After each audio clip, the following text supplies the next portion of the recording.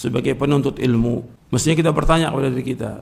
Kita ngaji, kita belajar, kita nuntut ilmu untuk apa?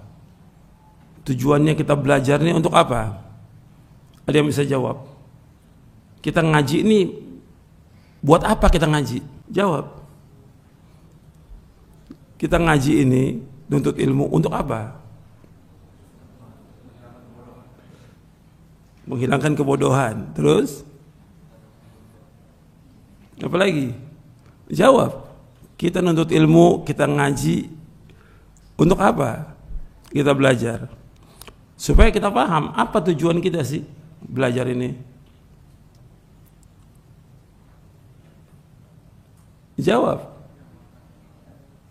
Tujuan kita belajar ya untuk menghilangkan kebodohan. Tujuan kita belajar agar kita mengetahui Al-Quran wa Sunnah ala fahmi salaf, mengetahui dalil. Kita belajar Quran dan Sunnah agar kita menjadi orang yang takut kepada Allah. Kita belajar agar kita bisa mengamalkan Quran dan Sunnah ala fahmi salaf.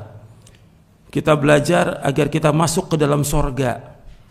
Nabi bersabda SAW, wa man salaka tariqan yaltamisu fihi ilman sahhalallahu lahu bihi tariqal jannah. Barang siapa yang belajar untuk menuntut ilmu, barang siapa yang berjalan untuk menuntut ilmu, maka Allah mudahkan jalan ke sorga. Jadi harus kita tahu tujuan kita belajar. Sehingga banyak orang yang nuntut ilmu bertahun-tahun nggak ada faedah ilmunya.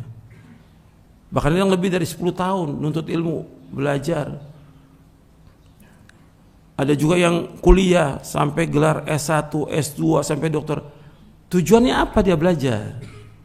Harus tahu. Sehingga kalau kita nggak tahu, kita anggap buat belajar ini untuk dunia. Lah apa bedanya antum dengan orang-orang yang nuntut ilmu umum itu, yang memang tujuannya untuk dunia? Kita belajar bukan untuk dunia, untuk akhirat kita belajar. Ini yang harus kita ingat nih. Kita belajar bahwa kita tujuannya untuk memahami Al-Quran wa Sunnah, untuk mengamalkan Quran dan Sunnah, agar kita menjadi orang yang takut kepada Allah. Makanya dikatakan oleh Imam Ahmad bin Hanbal rahimahullah, sebagaimana yang dinukil oleh Imam Ibn Rajab Al-Hambali dalam kitabnya Fadlu Ilmi Salaf, Aslul Ilmi Khasyatullah, bahwa pokok ilmu itu takut kepada Allah. Jadi kita ngaji, kita belajar, kita nuntut ilmu, bagaimana kita takut kepada Allah Ta'ala. Ini penting.